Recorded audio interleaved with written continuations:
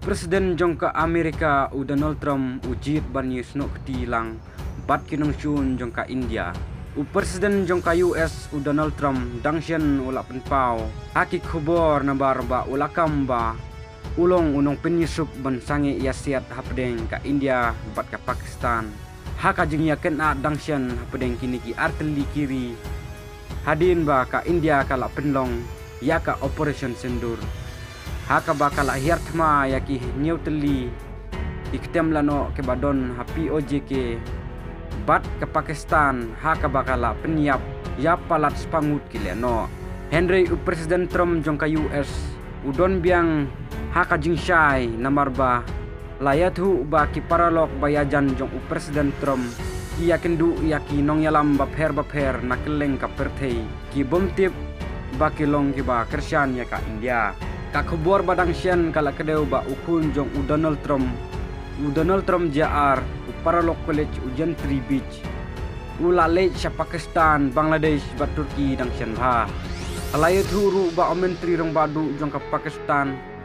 Usabay Sharif ula pediang sumbha ya Gentry Beach arsin hadin kani beach ula yaro ya ka Pakistan kumjuru ya Gentry Beach ula lake banjungok ya Muhammad Yanus ubadai unong ajingmut bakershan jongka sorkar Chipor ke Bangladesh. La itu ba oparalok bajan jong utrom ulak kular ya ka Dhaka Banwanra ya ka FDI ka bahe bha ha ka jingwat umpniang badges kalings un ka kam yadari bat ka caka de jaka ka bakhadu kalong ba Gentry Beach ulak don lupa ha Istanbul ha ka khatnyotrik u April Shua kajing syak tembor jong kileno kibala penyiap beriu Pahalgam Jammu and Kashmir hakane la ikendu beach ulaya soy ya kajing yate bat kiwe kiken hun jong Turki Atara Holding bantau ya kikam ya trelang naka benta banti umpanyang banti mausun hadubai bat ula terwaru ban penlong ya ke Turki kum ka karkhana ka babut